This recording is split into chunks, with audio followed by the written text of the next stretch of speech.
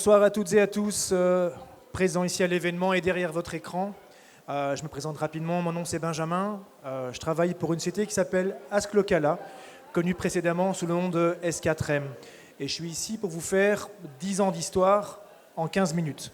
L'histoire d'un rebranding en fait, comment on en est arrivé où on en est aujourd'hui, et vous expliquer ce qu'on fait aussi. Alors, il faut savoir que l'histoire de notre société a commencé grosso modo il y a 10 ans.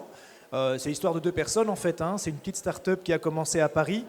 Et la petite start-up, elle a grandi, jusqu'à devenir aujourd'hui une société internationale qui couvre une quinzaine de marchés et avec autant de villes connues. Notre spécialité à nous, c'est le traitement de la donnée géolocalisée à des fins publicitaires et à des fins de mesure. Concrètement, ce qu'on va faire, c'est adresser des publicités sur vos supports mobiles, votre smartphone, et après dire à nos clients que non seulement vous avez vu la pub, mais qu'en plus, vous êtes allé dans un point de vente. On fait ce qu'on appelle du drive to store dans le vocabulaire, d'accord? Alors, S4M, c'était bien, on s'est dit qu'il fallait quand même changer, ça faisait 10 ans, un rebranding, ça fait toujours buzzer, ça fait pas de tort, mais on a surtout passé sur un moment pivotal grâce ou à cause du Covid. Alors, je vais vous montrer une petite vidéo. Je ne vais pas la montrer en entièreté parce que déjà, de 1, vous allez me tuer, et 2, on va dépasser les 15 minutes. Mais surtout pour vous expliquer pourquoi est-ce qu'on est très content de faire ce qu'on fait aujourd'hui.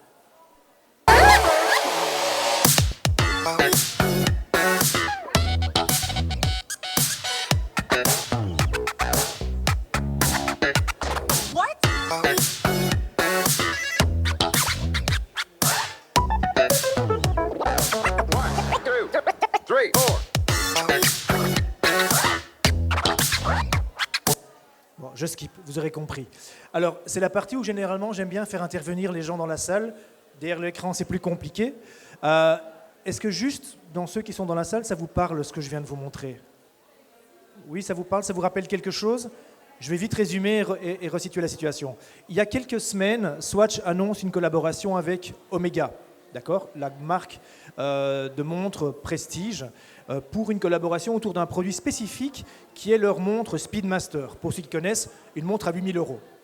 Et ils disent, eh bien, avec Swatch, on va faire une collaboration où vous aurez la même montre, pas aussi technique évidemment, mais sous format Swatch. Donc grosso modo, pour 250 €, vous avez une montre de 8 000 €. Buzz international, tous les collectionneurs et même les non-collectionneurs voulaient absolument cette montre. Mais ce qui est très malin de la part de Swatch, c'est leur communication. Ils disent, et je cite, « Cette Swatch sera disponible dans certains points de vente Swatch uniquement. » Ils ne disent pas qu'il y aura un nombre limité ou illimité. Ils disent juste « Elle sera disponible dans certains points de vente. » 2 jours après, ils expliquent « Vous inquiétez pas, ce n'est pas un stock limité, il y en aura plein, et vous pourrez l'acheter online après si vous voulez. » Le résultat, c'est ce que vous avez vu sur le petit film. Tous les Swatch stores du monde ont été pris d'assaut.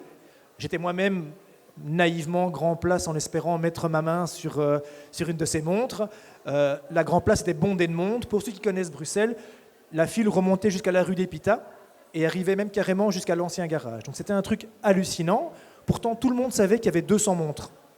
Pas plus, pas moins. C'est quoi le learning de cette histoire? C'est de dire qu'en fait, quand on a une stratégie de communication intéressante, le point de vente reste un endroit génial. On connaît aujourd'hui les chiffres de l'e-commerce qui sont en train de monter. Oh, c'est génial, ça fait 13%, max au niveau mondial. En fonction des verticales, ça varie un peu. Ça veut dire que quand vous prenez le chiffre inverse, 87% des achats aujourd'hui se font toujours en point de vente physique.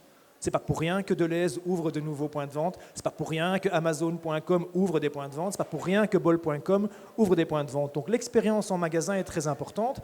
Et notre métier à nous, c'est que les marques puissent amener un maximum de gens dans les points de vente. C'est ça, Ask Locala. Alors pourquoi Ask Locala? Je ne vais pas vous expliquer pourquoi, parce que là, je suis vraiment parti pour très longtemps. Mais on avait besoin d'un nom un peu plus international, d'accord?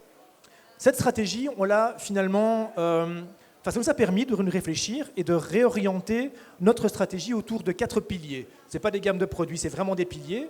Un pilier lié aux audiences. Notre métier avec la donnée géolocalisée, c'est de savoir, en gros, transformer vos mouvements en profil d'audience. Dis-moi où tu vas, je te dirai qui tu es. Tel matin en salle de sport, tu es pendant 7 heures dans un bâtiment, il y a de fortes chances que tu sois sportif. Plus de chances que quand tu es devant la télé en train de regarder un match. D'accord? Donc c'est vraiment ça qu'on va faire. Un deuxième pilier qui est lié à l'activation publicitaire. On fait de la pub. Donc nous, ce qu'on aime faire, c'est amener des chouettes formats sur le smartphone pour que les gens se disent « Oh, c'est vraiment une chouette marque, j'ai envie d'y aller, j'ai envie de rentrer dans ce magasin ».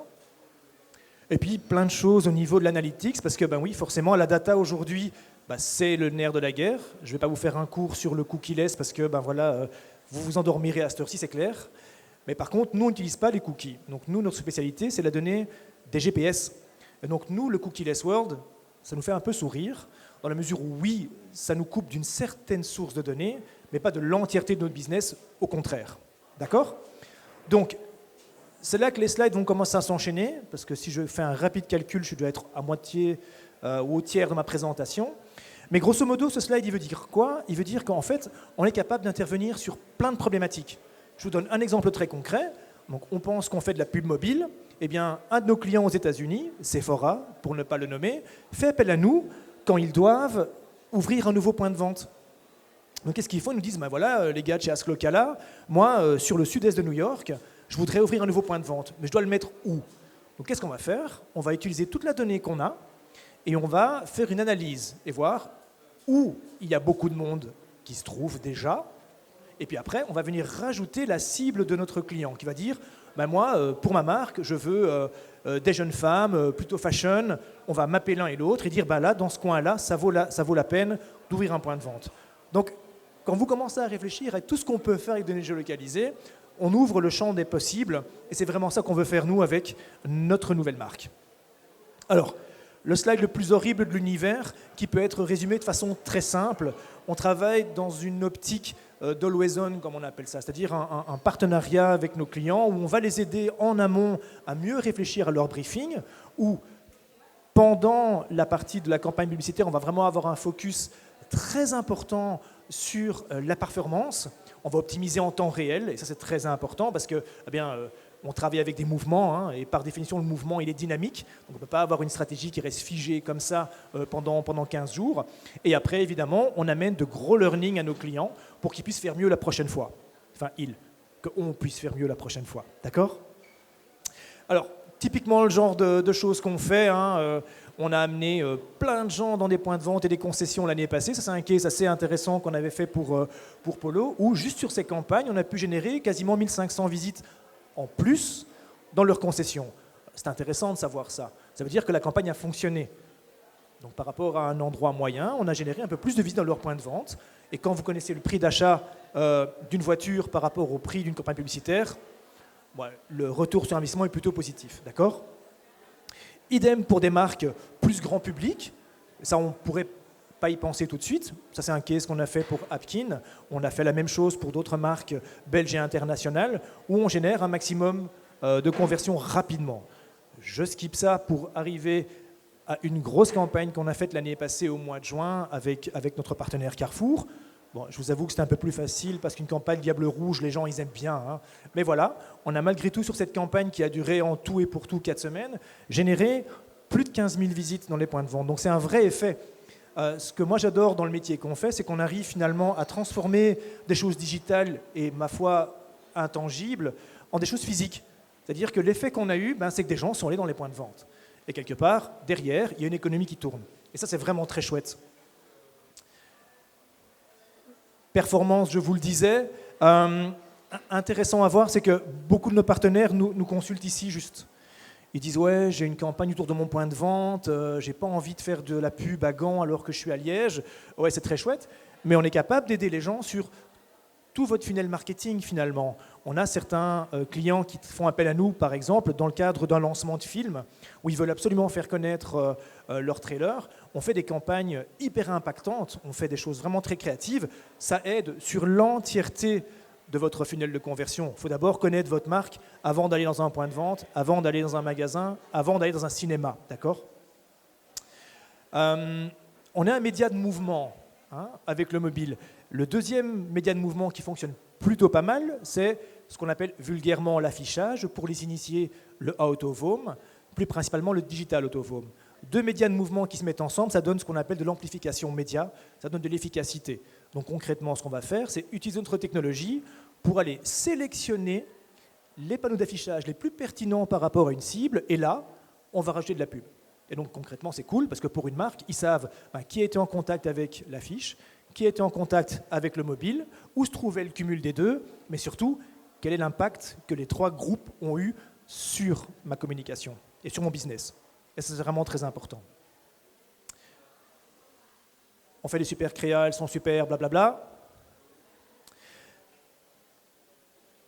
Je skip, pour vous amener à ceci, parce que c'est le slide le plus compliqué, mais c'est par contre le plus important. Donc pause 2 secondes. Pour ceux qui sont dans la salle ici, jusque-là, vous me suivez? Oui, derrière l'écran, vous n'avez pas le choix. Donc en ce qui nous concerne, on adore les acronymes en publicité digitale. Donc on en invente chaque jour. Et puisque c'est chouette, on en a inventé un nouveau. C'est DCA, Dynamic Catchment Area. Qu'est-ce que c'est que cette espèce de gros mot horrible? C'est en fait un phénomène très simple. On est spécialiste du géomarketing, d'accord? Donc notre business à nous, c'est de maximiser les investissements de nos clients. Concrètement, si vous voulez investir autour d'un certain point de vente, ça n'a aucun sens d'aller investir ici, d'accord? Mais quand on fait ce qu'on appelle vulgairement du radius, c'est-à-dire mon point de vente existe ici, faites-moi une zone de 20 km autour parce que je sais que mon audience se trouve là, c'est une première façon de minimiser les pertes, d'accord? On ne va pas aller faire de la pub à Gand quand on a une boutique qui s'ouvre à Bruxelles. Mais c'est un peu limitatif, parce que qu'est-ce qui vous dit que dans ce radius, toutes les personnes qui sont dedans sont dans votre cible? Prenons un exemple très simple. Je suis une marque de voiture, je cherche des intentionnistes qu'on appelle, des gens qui sont allés en concession, qui ont fait des cartes configurateurs, donc qui donnent des signaux clairs qu'il est temps pour moi de changer de voiture. Quand vous faites une campagne et qu'on nous dit mon point de vente se trouve là, et je veux faire un radius autour de mon point de vente, rien ne nous dit que toutes les personnes qui sont là vont acheter une bagnole ou du moins et donner des signaux. Donc nous, ce qu'on va faire, c'est qu'on va utiliser plutôt une carte de ce genre-là. Très simple à lire, plus c'est bleu, plus il y a d'audience intéressée, plus c'est blanc, moins il y en a. Et donc qu'est-ce qu'on va faire? C'est au sein de cette zone géographique, on va surpondérer là où se trouve l'audience qui est le plus à même de convertir par rapport à ce que vous nous avez demandé de faire. Bon, c'est un peu technique, mais je vous promets, ça fonctionne bien, d'accord? Et ça, on le fait en amont, lorsqu'on décide ensemble des briefings avec nos clients, pendant la campagne, puisque comme je vous le disais, on a un média de mouvement, les groupes sont dynamiques, ils bougent, ils évoluent, et on le fait après, évidemment, en learning, en disant, voilà comment se sont comportées vos audiences. On travaille avec des gens, malgré tout, une audience, ce sont des gens, et voilà les résultats que ça a eu sur votre campagne, d'accord? Alors, il y a moyen de faire plein d'autres choses avec des données géolocalisées et donner plein de learning. Je ne vais pas vous rentrer dans un cours de géomarketing maintenant, je n'ai pas le temps. Et je ne suis pas forcément le plus malin non plus par rapport à ça. Mais il y a deux choses qu'on peut faire aussi. Quand vous avez une campagne et que vous êtes, par exemple, sur une semaine, il y a des jours où ça fonctionne mieux, des jours où ça fonctionne moins. La question pour un client, c'est de savoir pourquoi. D'accord ? Si vous prenez l'exemple qu'on a ici, en haut, vous avez une ligne bleue, en bas, une ligne orange. La ligne bleue, c'est Subway. C'est un client qui est ouvert du lundi au dimanche, il ne ferme jamais. La ligne orange, c'est McDo. Et vous voyez, il y a deux gros pics vers le bas. Ça, c'est le dimanche. Jusque-là, pas de mystère. C'est normal. Quand je suis un client et que je suis fermé, j'ai moins de gens chez moi. Par contre, ce qui est intéressant de voir, c'est que Subway, ils prennent non seulement autant de parts de marché le dimanche, mais regardez ce qui se passe le lundi et le samedi. Ça marche pas mal non plus. Donc on pourrait très bien imaginer et voir chez McDo et dire, écoutez, pourquoi vous n'essayerez pas d'ouvrir une fois de temps en temps un dimanche pour voir quel est l'effet que ça a sur votre chiffre d'affaires. D'accord ? On n'a pas dit qu'il faille le faire, mais en tout cas, on peut leur donner des informations suffisantes. Et pour terminer ici, l'horrible slide araignée, là, derrière, en dessous, avec la zone assurée, c'est une autre façon de considérer les mouvements. Plutôt que de dire, je veux toucher des gens à 20 km ou à 50 km de mon point de vente, on va plutôt dire, mais ils mettent combien de temps pour venir dans mon point de vente, ces gens-là ? Dans une zone très peuplée, ils viennent probablement à pied. Dans une zone peu peuplée, ils viennent probablement en voiture. Du coup, nous, on va déterminer des zones plus fines que simplement faire un tour autour du point de vente, quoi. Ça va ? Voici le slide que tous les marketeurs et tous les clients adorent voir. C'est la ligne qui descend, c'est le coût de votre acquisition. Et les bâtonnets, c'est le nombre de gens qui viennent en point de vente. D'accord ? Ça, c'est un exemple réel. Pas pour vous dire qu'il faut faire 6 semaines de campagne chez nous de suite, mais pour expliquer un concept très simple, c'est qu'en fait, plus on travaille ensemble, plus notre technologie et plus on va vous connaître, mieux on va vous connaître. Et sur base de ça, on est capable de faire ce qu'on appelle des optimisations digitales qui nous permettent de à la fois baisser vos coûts, mais d'augmenter vos performances. Et ça, c'est vraiment la chose que nous, on adore montrer à nos clients, parce que finalement, après ça, ils re-signent pour la suite. D'accord ? Alors, dernier exemple que je vous donne, et ça c'est un exemple avec des données publiques, donc je peux me permettre de le faire. Je n'irai pas trop dans le détail parce qu'on est en train de monter justement un case avec un de ses clients qui est ici mis dessus, mais concrètement ce qu'on peut faire, c'est aller voir un client, prenons le type Colruyt, et dire, ben voilà, sur une campagne de fin d'année, qu'est-ce qui s'est passé en dehors de mon point de vente ? Quand on est un exploitant d'un point de vente, quand on est un commerçant, on sait ce qui se passe chez soi. On a des données via les cartes de loyauté, on sait comment les gens se comportent, mais on n'a aucune idée de ce qui se passe quand ils sortent. Une fois qu'ils sortent de chez moi, ils vont où ? Eh bien, nous, on a pu faire des études là-dessus et montrer par A plus B qu'en fin d'année, les gros concurrents de Colruyt, ce n'était pas forcément Lidl, Cora, c'était aussi Delhaize. Alors, il y a une explication derrière. Ça, je ne peux pas vous la donner tout de suite. Il faudra suivre un deuxième séminaire pour ça. Mais en tout cas, c'est des learnings très intéressants pour un client parce qu'il peut du coup se dire « Ah mais attention, je dois adapter mon message. Là, dans cette zone-là, j'ai beaucoup de concurrents de cette marque-là. Je vais peut-être faire autre chose. » Et c'est tout le bien qu'on souhaite à nos clients, c'est de pouvoir être capable de faire des stratégies au niveau du point de vente, mais qui aient de l'impact sur l'entièreté de leur réseau. Et ça, c'est la traduction en langage geek de ce que je viens de dire, c'est-à-dire la capacité de voir ce qui se passe pour soi, pour ses concurrents, mais aussi au niveau de son réseau. D'accord ? Donc ça, c'est la technologie qui travaille derrière. Je vous promets, je ne vais pas vous faire de démo par rapport à ça. À la fin de tout ça, il faut pouvoir mesurer le succès. Est-ce que ça a bien marché ? Est-ce que ma campagne a eu du succès ? Nous, ce qu'on fait, c'est qu'on fait des rapports très détaillés par rapport à ça, qu'on envoie à nos clients, qui nous permettent à la fois d'un côté d'avoir tous les résultats de votre campagne au niveau digital, et de l'autre surtout, d'avoir tous les résultats dans la vraie vie. Parce que finalement, c'est ça qui est important. C'est bien joli d'avoir des KPI digitaux très stricts. Derrière, si ça n'a aucun impact business, c'est un peu du waste.